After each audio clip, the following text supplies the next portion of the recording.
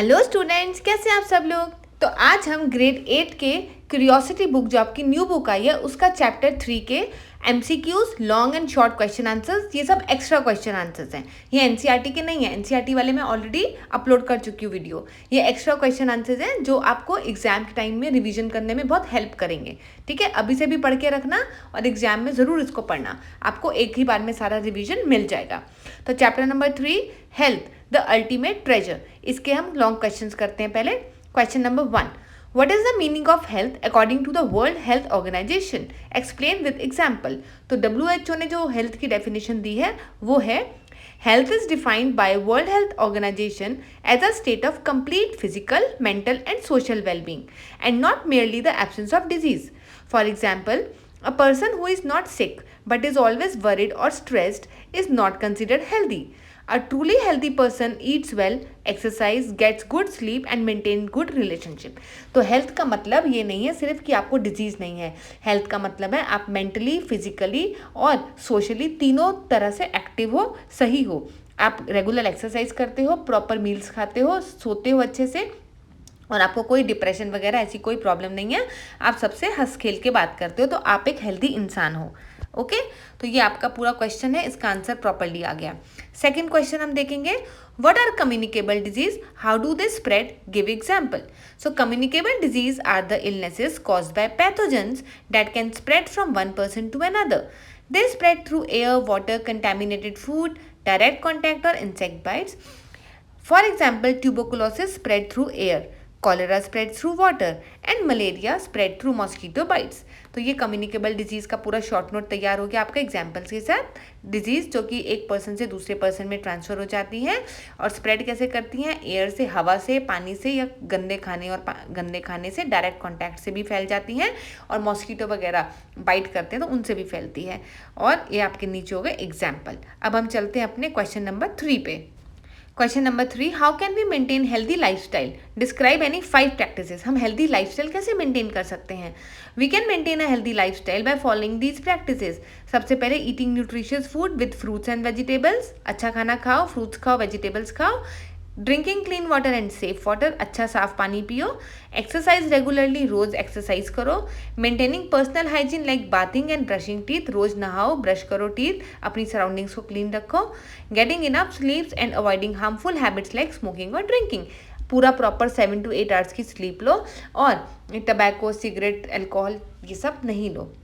Question number 4, explain the contribution of Edward Jenner in the prevention of disease. आपको पता है Edward Jenner ने small pox की medicine निकाली थी काउ पॉक्स से, राइट। मैंने पूरा एक्सप्लेन किया बच्चों, चैप्टर में भी किया, नोट्स में भी किया। अब मैं यहाँ नहीं करने वाली, यहाँ मैं बस रीड करूँगी question.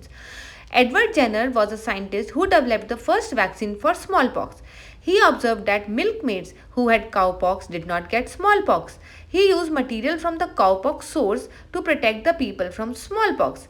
His discovery led to the creation of vaccines that save millions of lives today. तो smallpox की मेडिसिन जो थी वो एडवर्ड जेनर ने ही की थी। उन्होंने देखा जो दूध निकालते थे लोग, उनको काउपॉक्स हो जाता था, काउ से एक डिजीज स्प्रेड हो जाती थी, लेकिन फिर उन लोगों को स्मॉल पॉक्स नहीं होता था क्योंकि उनके अंदर उसके लिए एंटीबॉडीज ऑलरेडी थी। तो उसी से उन्होंने एक क्या बना लिया, वैक्सीन बना ली। Now question number 5, what are the main causes of non-communicable disease? Name a few. अब non-communicable disease कैसे spread होती हैं और होती क्या हैं? Non-communicable disease are caused by factors जैसे poor diet, lack of physical activity, use of tobacco or alcohol and genetic condition.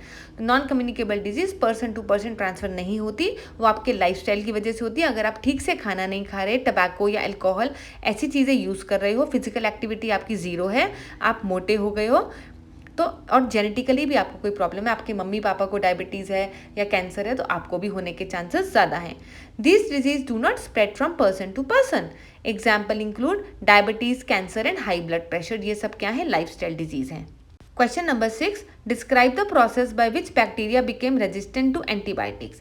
So resistance कैसे हो जाता है, जब आप गलत तरीके से इस्तेमाल करते हैं, जब ज़रूरत नहीं है तब भी खाते हैं, उस वजह से बैक्टीरिया रेजिस्टेंस हो जाता है। When antibiotics are over used और taken unnecessarily, not all the bacteria are killed. उस चक्कर में क्या होता है, सारे बैक्टीरिया मरते नहीं है। अगर आपने पूरी डोज नहीं ली, पूरा कोर्स नहीं किया, तो आधे बैक्टीरिया मरेंगे, आधे रुक जाएंगे। तो जो रुके हुए होंगे उनके अंदर रेजिस्टेंस डेवलप हो जाएगी और फिर वो भी ग्रो करेंगे, तो अब रेजिस्टेंट बैक्टीरिया आपकी बॉडी के अंदर ज़्यादा हो जाएंगे। Some survive and adapt to the medicine. These resistant bacteria then multiply and spread, making it harder to treat the infection when the same antibiotic in future. तो जब वो ग्रो इतने ज़्यादा हो जाएंगे, अब उनके ऊपर कितना भी एंटीबायोटिक आप खा लो, 2 बार कोर्स कर लो, 3 बार कर लो, लेकिन उन पर फर्क नहीं पड़ता. Next question number 7, how does the environment affect our health? Give example. Environment की वजह से हमारी हेल्थ पे क्या असर पड़ता है?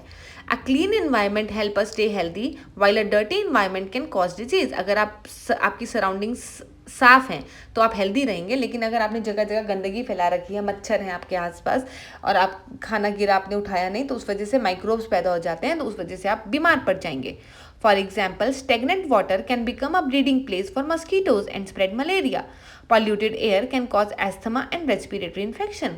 अब अगर स्टेगनेंट वाटर है, मतलब पानी कहीं खड़ा हुआ है, आपके घर में टब में या किसी टायर में पानी भर के रुका रहता है, छत के ऊपर पड़े रहते हैं गंदगी सामान, वहाँ पानी भर जाता है, तो उस वजह से वहाँ पे मॉस्किटो ग्रो करने लगते हैं और आपको मलेरिया या डेंगू हो सकता है. ठीक है. और अगर पॉल्यूटेड एयर में ज़्यादा टाइम तक सांस लिया तो आपको एस्थमा हो सकता है. एस्थमा मतलब जो सांस की बीमारी होती है, और जिसको दमा भी बोला जाता है, और रेस्पिरेटरी डिजीज हो सकती है कोई भी. Question 8, explain the difference between communicable and non communicable disease with example. बहुत आसान है. Communicable disease spread from one person to another, जैसे tuberculosis, cholera, flu. Non communicable disease do not spread and are caused by the factor like poor lifestyle, genetic condition. Example, cancer, diabetes and heart disease. Question 9, what is the role of vaccine in preventing disease? Give an example. Vaccine किस तरीके से हमारी disease में prevention करती हैं? Vaccine help to protect the body against specific disease by training the immune system to recognise and fight the pathogen. For example, the smallpox vaccine developed by Edward Jenner helped in eradicating smallpox from the world. अब हुआ क्या, आपने vaccine ली. Vaccine होती क्या है? Inactive part of the bacteria या फिर virus. आपकी बॉडी में वो गया, आपकी बॉडी का इम्यून सिस्टम एक्टिवेट हो गया, उसने देखा कोई फॉरेन पार्टिकल आया, उसने उसके अगेंस्ट एंटीबॉडीज बना दी और उसको मार के भगा दिया. अब अगली बार अगर सेम बैक्टीरिया या वायरस आपको इन्फेक्ट करता है तो आपकी बॉडी के पास उसकी मेमोरी बन गई, उसको याद आ जाता है कि ये इन्फेक्शन पहले भी हो चुका है और मेरे पास इसके एंटीबायोटिक्स हैं, और वो उसको वहीं से किल करके भगा देता है. तो वैक्सीन इस तरीके से काम करती हैं, फिर आपको डिजीज़ होने ही नहीं देती. आपकी बॉडी में क्या होता है आपको अंदर से समझता नहीं ना, लेकिन ये सब चीज़ें आपको प्रिवेंट करती हैं डिजीज़ से, इसलिए वैक्सीन लगवाना ज़रूरी है. Question 10, Why is hygiene important in staying healthy? Explain with example. Hygiene जो होती है, it prevent the entry of harmful germs into our body. अगर आप बार बार हाथ धोएंगे, अपनी सराउंडिंग्स क्लीन रखेंगे, तो वहाँ पे जर्म्स आएंगे ही नहीं. फिर practices such as washing hand, bathing regularly and keeping surroundings clean reduce the chances of infection. अगर आप ये सब चीज़ें साफ रखेंगे तो इन्फेक्शन होने के चांसेस कम हो जाते हैं. For example, washing hands before eating prevent the stomach infection. अगर आप बाहर से खेल कर आए हैं, स्कूल से आए हैं, तो हाथ ज़रूर वॉश करके खाना खाओ. अदरवाइज आपके हाथ कहाँ कहाँ टच होते हैं, बस में या किसी चेयर पे, कहीं बैग पे, किसी के हाथ पे, मुंह पे, हर जगह से जर्म्स आपके हाथ में आते हैं, और अगर आप उन्हीं हाथों से खाना खाते हैं तो आप बीमार पड़ जाते हैं. अब हम करेंगे short question answers. What is a disease? Disease की definition, a disease is a condition that affect the normal functioning of the body and cause discomfort and harm. Question 2, name 2 communicable disease. Example है इसके tuberculosis, malaria. Third, what are pathogens? Pathogens are microorganisms जैसे bacteria, virus, fungi and protozoa that cause disease. तो pathogen होते हैं जो भी ये bacteria, virus वगैरह होते हैं, ये सब पैथोजेंस कहलाते हैं, जो भी हमारे अंदर डिजीज स्प्रेड करते हैं. Question number 4, who discovered penicillin? Alexander Fleming discovered penicillin. उन्होंने ही सबसे पहले पेनिसिलिन मोल्ड से डिस्कवर की थी. What is antibiotic resistance? It is the ability of the bacteria to survive and multiply even after taking the antibiotics. Antibiotics खाने के बाद भी उसका असर नहीं होता है, तो उसे antibiotic resistance कहा जाता है. Question 6, what are the signs that show a person is unwell? तो साइंस क्या क्या है? Fever, cough, rashes, tiredness and pain in the body. बच्चों, अब मैं थोड़ा फास्ट इसलिए जा रही हूँ क्योंकि मैंने चैप्टर भी एक्सप्लेन किया है, नोट्स भी एक्सप्लेन किए हैं. अब मेरे अंदर हिम्मत नहीं कि मैं क्वेश्चन आंसर्स करूँ. ठीक है, आप दोनों चीज़ें पढ़ेंगे ना, तो ये आपको झटपट अपने आप आंसर आएंगे इनके. ठीक है. Now question number 7, how does malaria spread? Malaria कैसे स्प्रेड होता है? Through the mosquito bite. It spreads through the bite of the female anopheles mosquito. उसका नाम है फीमेल एनोफिलिस, लड़की है वो. Question 8, what is meant by balanced diet? A balanced diet includes all the nutrients in proper amounts and keep the body healthy. Question 9, name any one fungus that causes skin disease. तो ringworm है जो fungus जो हमें disease कर देती है, इसको दाद भी बोला जाता है. Question 10, what is the function of antibiotic? Antibiotic kill और stop the growth of the bacteria that cause disease. उसके ऊपर जैसे मान लो कहीं पे कॉकरोच घूम रहा है, आपने उसके ऊपर लाके हिट मार दिया तो वो मर जाता है ना। इसी तरीके से एंटीबायोटिक जब खाते हैं तो आपके अंदर बैक्टीरिया मर जाते हैं। Now we will do multiple choice questions. ये भी आजकल एग्जाम्स में जरूर आते हैं। First is, health is a state of complete physical, mental and social wellbeing, या जस्ट नॉट फॉलिंग सिक, या ओनली फिजिकल फिटनेस, या एब्सेंस ऑफ इंजरी। तो करेक्ट आंसर जो है पहला वाला ऑप्शन है। Second, the first vaccine were developed by Louis Pasteur, Edward Jenner, Alexander Fleming, या रॉबर्ट कोच। तो एडवर्ड जेनर ने पहली वैक्सीन निकाली थी। ठीक है। Question 3, tuberculosis spread through water, air, food या mosquito bite? It spread through air. Fourth, which of these is not a communicable disease, मतलब नॉन कम्युनिकेबल? उसका आंसर है डायबिटीज। फ्लू, मलेरिया, ट्यूबरकुलोसिस ये क्या होती है? कम्युनिकेबल। फिफ्थ आया आपका, penicillin is a type of vitamin है, एंटीबायोटिक, वैक्सीन या pain killer? Penicillin is an antibiotic. Next question, ring worm is caused by virus, bacteria, fungi या प्रोटोजोआ? रिंग वर्म जो होती है दांत खाद खुजली जो होती है ना, वो फंगस से होती है, fungal infection. Seventh, malaria is spread by dirty food, contaminated water, touch या mosquito bite? It spread through mosquito bites. Question 8, which one of the following is caused by virus? Influenza, cholera, malaria या typhoid? Influenza जो होता है वो virus से होता है, cholera तो पानी से होता है ट्रांसफर, आपका जो मलेरिया है वो मॉस्किटो से होता है, और टाइफॉइड भी जो है वो भी गंदे पानी और खाने से होता है। Now question 9, cholera spreads through contaminated water, mosquito, air या animal? It spreads through contaminated water. 10th question, which of these is a healthy habit? Skipping meals, washing hand before eating, sleeping late, या eating only fast food? तो इसमें से answer है washing hands before eating, अगर आप healthy habit अपना रहे हैं। Question 11, the main cause of typhoid is? Typhoid किसकी वजह से होता है? कंटेमिनेटेड फूड एंड वाटर की वजह से होता है। मॉस्किटो बाइट की वजह से क्या होता है? मलेरिया।